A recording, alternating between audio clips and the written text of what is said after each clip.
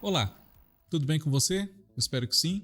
Eu sou o Fábio Costa e esse é mais um vídeo aqui do canal do Observatório da TV, na nossa série do TBT da TV, que relembra uma tentativa ousada de se implantar a teledramaturgia do SBT em novas bases há 35 anos, no fim dos anos 80, com um autor que ficaria muito famoso nos anos seguintes, mas que nessa empreitada, que foi a sua primeira no gênero, não teve êxito.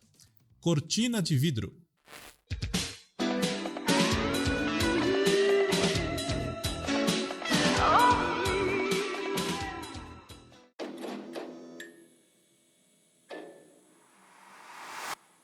Bem, antes de falarmos sobre a nossa novela Cortina de Vidro... A nossa novela é bom, né? A nossa novela Cortina de Vidro, eu peço a vocês, como peço sempre, que façam a inscrição no canal, todos que não forem inscritos ainda, ativem as notificações no sininho para receberem avisos quando nós publicarmos novos conteúdos, deixem o like, o comentário aqui embaixo, compartilhem com outras pessoas que você sabe que pode se interessar por esse assunto que nós abordamos aqui e nos outros conteúdos todos. Tem muita coisa aí para você ver, rever e indicar para o namorado, para a namorada, para a mãe, para o pai, para a avó. As vós agora estão conectadas, né? As avós, os avós, enfim. Então, isso ajuda muito o nosso canal a ir para frente, tá bem? Muito obrigado sempre. Cortina de Vidro foi uma novela lançada pelo SBT um pouquinho antes de 8 da noite, ali por 7h40, 15 para as 8. Esse horário foi alvo de uma discussão entre eles ali, no dia 23 de outubro de 1989. Então, agora estamos relembrando essa novela nos seus 35 anos de estreia. Cortina de Vidro começou a ser discutida entre Silvio Santos e o SBT e um diretor e produtor de televisão, Guga de Oliveira, Carlos Augusto de Oliveira, irmão de José Bonifácio de Oliveira, sobrinho, o Boni. Esse projeto começou a ser discutido no fim de 88, começo de 89. Talvez você se recorde aqui dos conteúdos do Observatório da TV, eu já disse aqui em acho que mais de uma ocasião, que o SBT, entre o começo do ano de 1986 até justamente essa ocasião, já perto do fim de 1989, não exibiu novelas inéditas brasileiras. E por pouco também não exibia novelas inéditas estrangeiras dubladas. Basicamente, entre 87 e 89 foram cerca de 2 anos sem ter nem nenhuma novela na emissora, na grade da emissora, mesmo em reprise. Então, esse projeto de Cortina de Vidro foi uma parceria entre o Guga e o Silvio, estabelecido de que forma? O SBT entrava com um espaço na sua grade de programação e não teria ingerência sobre a novela e nem qualquer responsabilidade sobre a sua produção, que caberia ao Guga de Oliveira com a sua produtora Art Video e uma outra produtora que entrou junto, a Mixon, de maneira que cabia a eles os custos, contratar o elenco, contratar o autor, produzir a novela propriamente. E aí, o SBT, que entrava com uma parte muito importante desse processo, os dois eram muito importantes, cada um no seu papel, né? E cada parte, Guga e Silvio, ficavam com metade dos lucros publicitários dessa novela. A expectativa em torno desse projeto foi tão grande que o todo para fazer a novela com cerca de 180 capítulos, era o que eles previam. Isso foi orçado na época em, eu até anotei aqui para não falar errado, porque o Brasil já mudou tanto de dinheiro, né?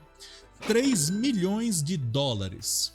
Isso no ano de 89, isso equivalia mais ou menos a 30 milhões de cruzados novos, que foi o nome que a nossa moeda passou a ter nesse ano de 89. Basicamente foi só 89. Foi em janeiro de 89, depois em março de 90 já voltou a chamar Cruzeiro, e aí veio o governo do Collor, enfim. E aí, esse dinheiro, quando não era cruzados novos ainda, ou seja, no fim de 88, esse mesmo orçamento daria 30 bilhões de cruzados. Porque de cruzado para cruzado novo houve um corte de 3 zeros, né? Então era um orçamento bastante audacioso, um pouco aquém do que a TV Globo gastava com as suas novelas, mas de qualquer maneira, para uma produtora que nunca tinha feito novelas. Guga tinha feito só, por exemplo, uma série com a Regina Duarte chamada Joana, que foi exibida entre 84 e 85, estreou na Manchete, mas basicamente cumpriu a sua trajetória no SBT. E esse projeto movimentou o mercado artístico porque era uma nova janela de trabalho que se abria e, caso desse certo, o plano era que se fizessem 3 novelas pela produtora exibidas pelo SBT nessas mesmas condições. E a meta de audiência deles era 10 pontos. Isso num horário, no caso de 7h40, 7h45, que foi a exibição da novela, um horário em que a competição basicamente era com o jornal local da TV Globo, aqui em São Paulo o SPTV, né? E logo em seguida vinha o Jornal Nacional. Naquela época era a novela das 6, novela das 7, depois o jornal local, o jornal nacional e a novela das 8. Diferente de hoje, em que o jornal, hoje e há muitos anos, né? Em que o jornal local separa a novela das 6 da novela das 7. Pois bem, Cortina de Vidro, ao longo de todo o ano de 89, foi montando a sua equipe, tanto técnica quanto dos atores, enfim, muitos nomes, tanto contratados pela TV Globo quanto sem contrato, foram convidados, foram assediados, até a gente pode dizer, para compor essa empreitada. Alguns dos nomes convidados para participar de Cortina de Vidro e que acabaram não participando, por exemplo, foram Lucélia Santos, Cássia Kiss, Bruna Lombardi, Carlos Alberto Richelli, Luma de Oliveira também, salvo erro meu, chegou a ser convidada, e isso para variados personagens, né? Mas o elenco que foi formado também tinha grandes nomes, só que entre os protagonistas, a gente pode dizer que nenhum dos atores que viviam os 3 papéis principais eram grandes astros da teledramaturgia naquele momento, embora já tivessem carreira, especialmente no caso do personagem masculino, que era vivido pelo Erson Capri. Erson Capri já tinha mais de 10 anos de carreira na televisão, já tinha feito papéis de bastante destaque, era muito famoso, muito querido do público, mas não tinha o status de protagonista naquele momento. Ele foi fazer Cortina de Vidro, salvo erro meu, logo depois de concluir as gravações de uma minissérie na TV Globo chamada A.E.I.O. Urca. E as duas mocinhas românticas, por assim dizer, com possibilidades românticas na novela, foram entregues a Betty Goffman, que interpretava uma personagem chamada Branca, que era uma bailarina, uma atriz, enfim, uma moça ligada à cultura, e a Sandra Annenberg. Isso mesmo, você não ouviu errado.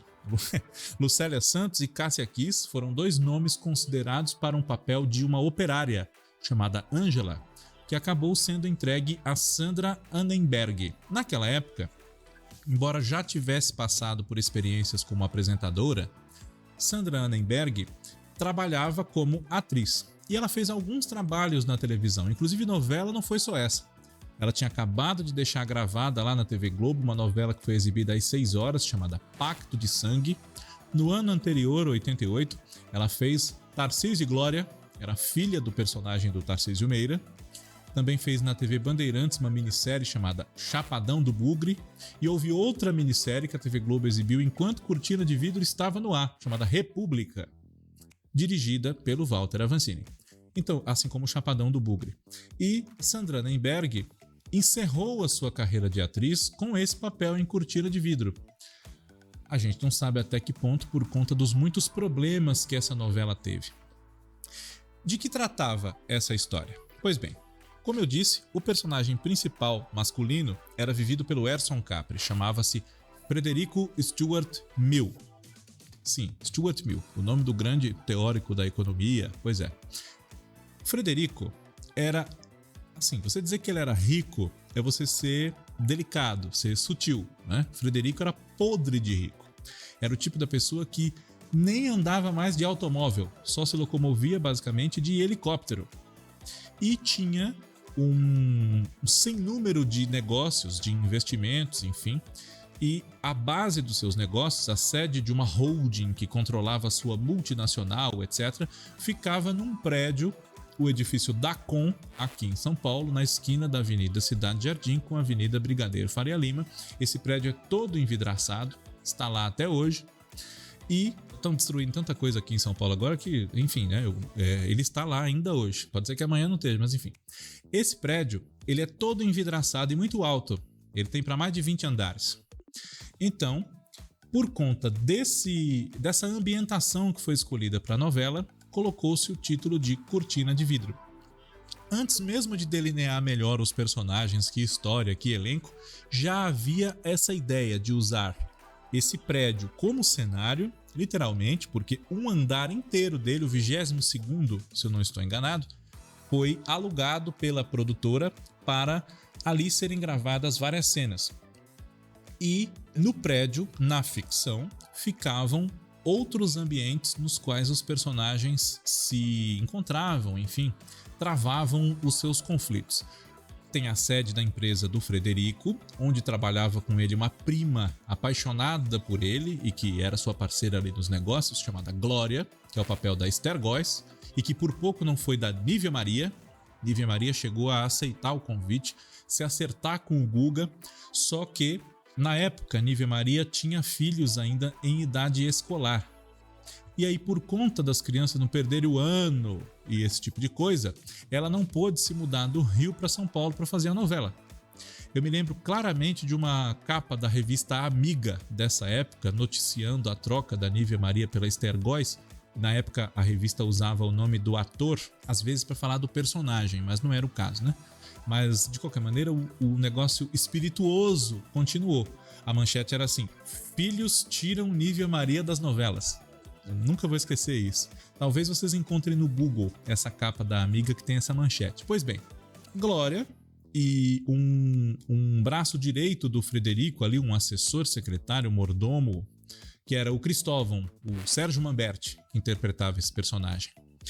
Esses dois personagens eram intimamente ligados ao nosso protagonista, o Frederico. No mesmo prédio você tem uma academia de ginástica, que era de propriedade de Cynthia, personagem da Kate Hansen, e por ali também havia ensaios em salas específicas para isso, alugadas, cedidas, enfim, para espetáculos teatrais. E quem fazia esses espetáculos teatrais, esses ensaios, enfim, dava aulas, etc., era um diretor de teatro chamado Ulisses Filho.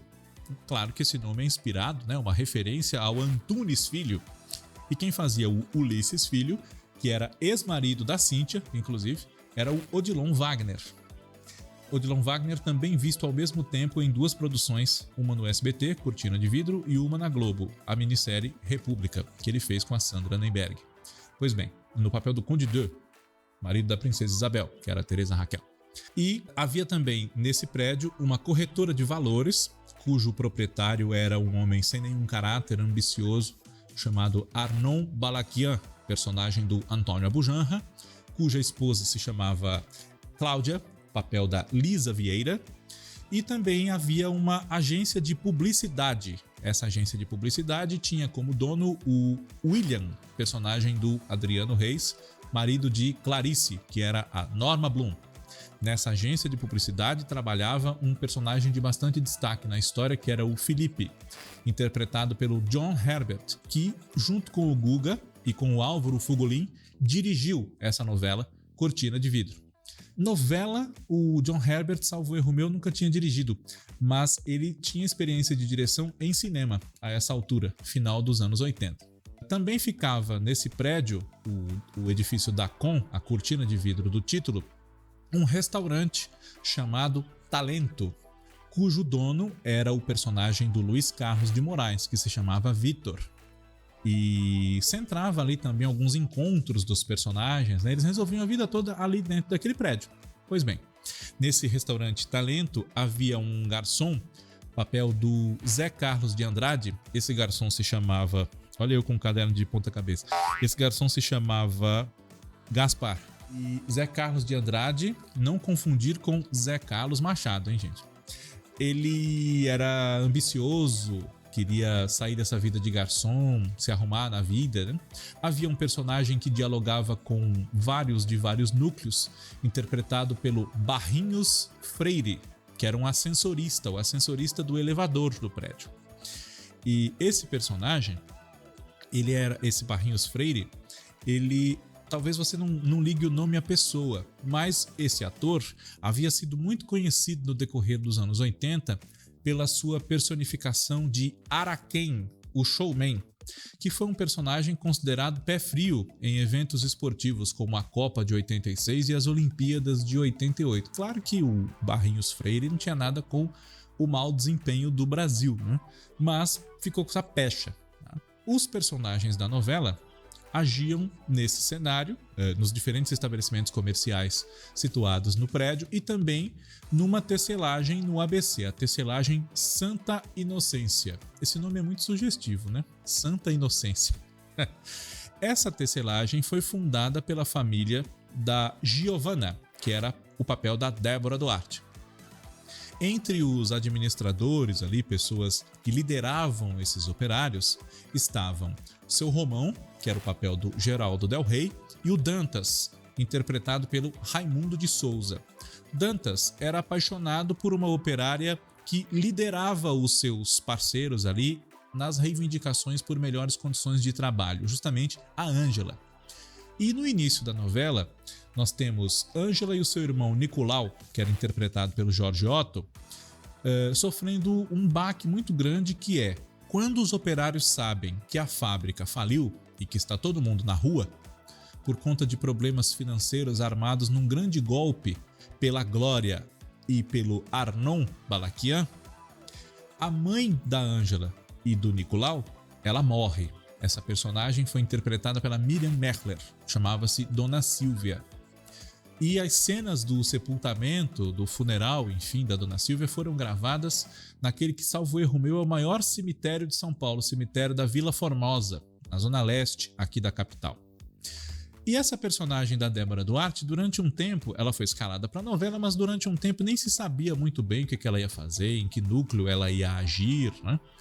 Quem escrevia essa novela, sob encomenda e orientação do Guga de Oliveira, era ninguém menos do que um jornalista que já havia escrito para televisão alguma coisa, na série Joana, daí que o Guga o conhecia, né? Mas que novela nunca tinha feito. Já vivia de escrever, mas não como autor de literatura, autor de ficção propriamente, embora escrevesse para teatro já. Valcir Carrasco. Valcir Carrasco tinha a colaboração de um publicitário chamado Miguel Ângelo Filiage, salvo equívoco da minha parte, um publicitário que também era roteirista, enfim. E eles trabalharam juntos, inclusive nos créditos de abertura da novela. O Miguel Filiage não é nem colaborador. Eles escrevem novela de Valcir Carrasco e Miguel Ângelo Filiage, né? Então fica parecendo que os dois têm a mesma estatura de decisão sobre o roteiro, sobre os personagens, enfim, ao que consta não é, né? E Valcir Carrasco teve a sua prova de fogo nessa novela, literalmente. Por que literalmente? Tudo começou bem. Você tinha esses personagens, um milionário que vive no tédio por ser infeliz, as pessoas só se aproximam dele porque ele é muito rico, enfim. Então, ele cita que teve algumas experiências teatrais amadoras durante uma estadia dele em Harvard para estudar, alguns anos antes. Então ele resolve, sabendo que no mesmo prédio, na academia da Cíntia, testes liderados pelo Ulisses Filho, ele fica sabendo que estão ocorrendo testes para uma nova peça que está por estrear. Então ele resolve brincar com essa situação e matar o seu tédio. Se faz passar por pobre, o Fred, um ator em busca de uma chance na vida, e é aí que ele conhece a Branca. Os dois se apaixonam, etc. E só quem sabe dessa vida dupla do Frederico, que ele é Frederico para os ricos e Fred para os pobres, é justamente a Glória e também o Cristóvão. E isso tem como plano você levar pela novela toda, esse casal tem conflitos, tem problemas, enfim, e aí no final, quem sabe eles fiquem juntos, se casem, tenham uma vida de felicidade pela frente. Só que depois do capítulo 15, 20, enfim, a novela já com algumas críticas de ter um texto ruim, de ter uma história mal costurada, etc., aconteceu um problema grave. E é aí que eu digo que veio a prova de fogo, literalmente, do Valcir Carrasco. Essa novela era gravada, basicamente, no edifício da Com, embora a produtora tenha providenciado um galpão para se construírem cenários, não só para essa, mas para as outras novelas que eles planejavam fazer.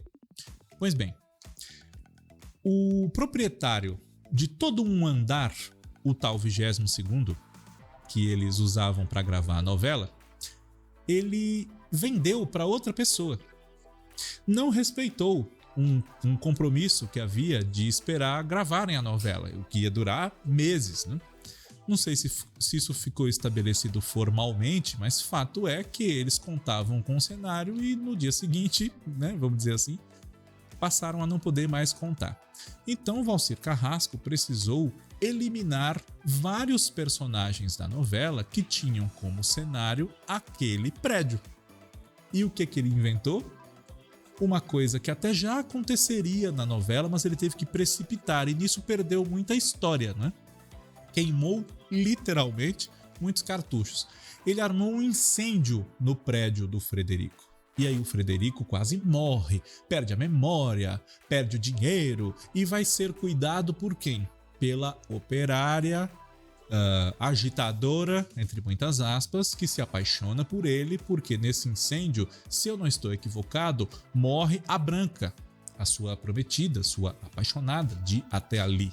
Né? E como a glória está metida na falência da tecelagem Santa Inocência, não custa muito para que a holding multinacional, etc, do Frederico Stuart Mill seja acusada de ter parte na desgraça desses operários. Então nós temos um novo conflito para quem sabe poder sustentar o resto da novela, né? E um novo casal, claro, Frederico com a Ângela. Erson e Sandra haviam acabado de gravar, eu falei do Erson, mas da Sandra não, né? Eles haviam acabado de gravar a Eiourka, a minissérie na TV Globo, e nessa novela, nessa minissérie, a Sandra era a empregada da casa do personagem do Erson Cap, o Michael. Chamava-se Carmencita, se eu não me engano, tinha um caso lá com o motorista da casa, o Gracinto Júnior.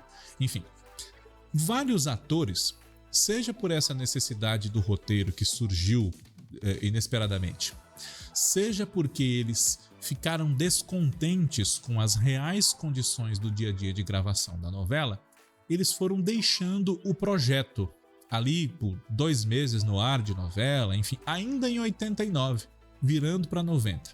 Vários atores deixaram o projeto e estavam nesse elenco. Além do já citado Odilon Wagner, além da já citada Lisa Vieira, é o caso do Jaime Periardi, que ele acabou de fazer agora o Ramon em Família é Tudo, né? O pai do Tom, que era o Renato Góes.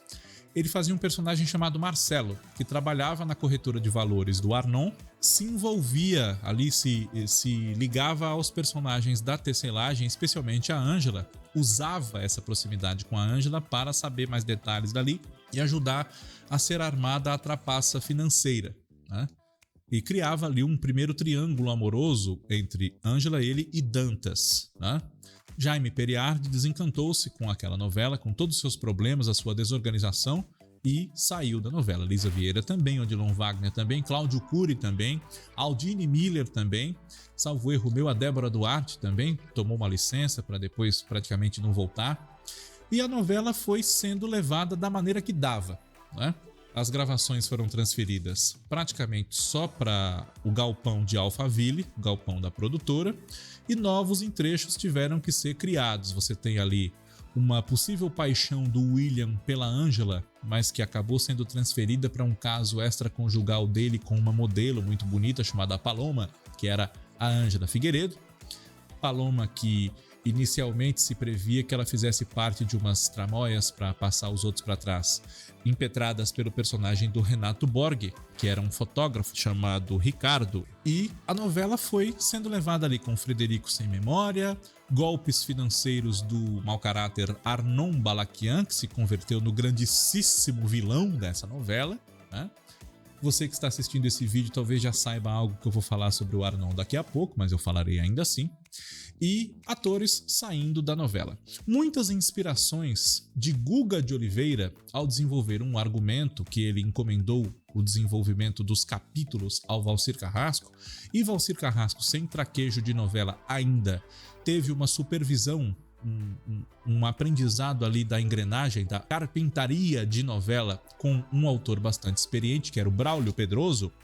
Esse foi seu último trabalho na televisão, inclusive. Braulio Pedroso morreu em 90 e seria o autor de uma das novelas que viriam em seguida, a volta de Beto Rockefeller, né? Ou Beto Rockefeller 20 anos depois, era a ideia dele fazer, mas o projeto ficou só na intenção.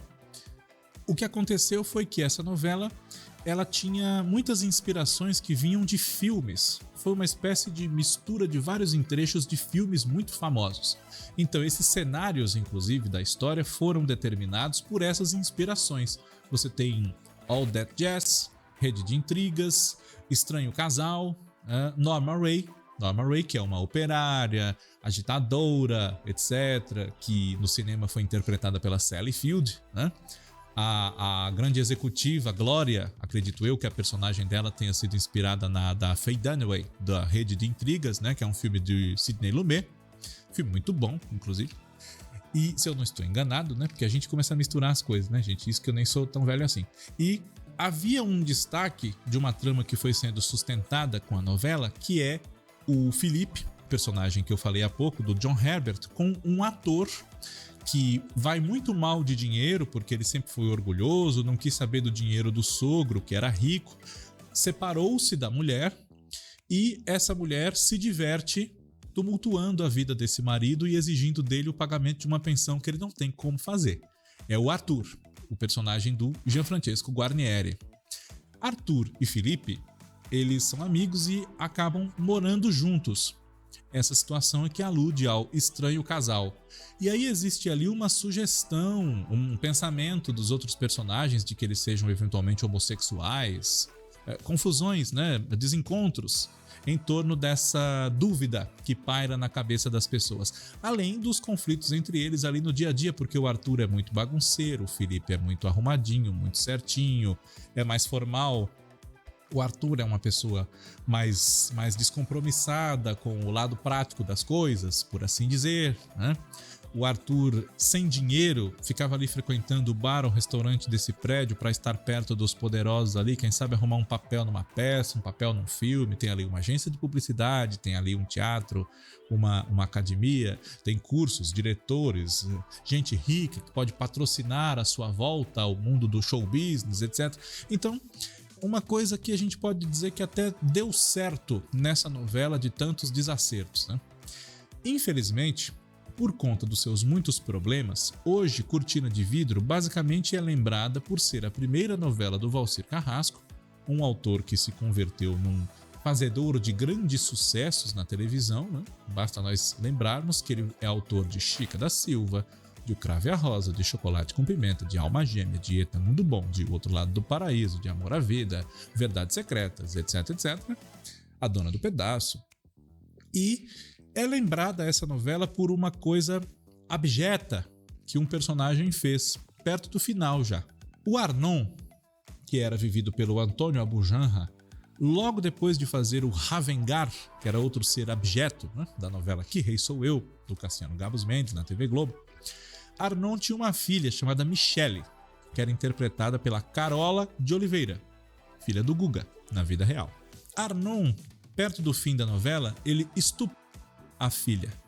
É isso mesmo, você não ouviu errado não. Era um monstro, né? Capaz de muitas coisas ruins que prejudicaram a vida de centenas de milhares de pessoas, mas fez isso com a própria filha, numa novela que era exibida às 7h40 da noite, que tinha uma abertura com uma mulher em poses muito sensuais, praticando atos bastante pouco recomendáveis para menores ali, né? Se você já viu essa abertura, você sabe o que eu quero dizer, né? Enfim, este projeto não deu certo, prometeu-se muito, esperava-se muito, mas Cortina de Vidro ficou marcada como uma novela muito problemática que não fez o sucesso esperado. 35 anos atrás, essa novela foi ao ar no SBT, depois, no final de 1990, a novela terminou em maio, no final do mesmo ano, agora produzindo a novela, e sob a direção de Walter Avancini, o SBT fez uma nova investida, acostumou o público ali a novelas de novo, reprisando alguma coisa, inclusive Meus Filhos, Minha Vida, que tinha sido um sucesso da emissora nos anos 80. E no final do ano estreou Brasileiras e Brasileiros, de Carlos Alberto Sofredini, que também não fez sucesso, mas aí já é caso para outros encontros. Nesse elenco, fora todo mundo que eu citei, também tinha o Neco Villa-Lobos, também tinha Tuna Dweck, Também tinha quem mais que eu eventualmente não tenha citado. Quer ver? A Ângela Figueiredo eu falei. Não. Esses atores vinham, vários deles, de grandes sucessos daquele momento, né? Que Rei Sou Eu, Vale Tudo, outras produções que às vezes nem tinham sido ainda, mas exibidas, né? Mas acreditaram no projeto e o projeto infelizmente foi mal para todo mundo. E a Sandra Nemberg, depois dele, tenha a ver com isso ou não fez mais novelas e apostou numa muito bem sucedida carreira de jornalista.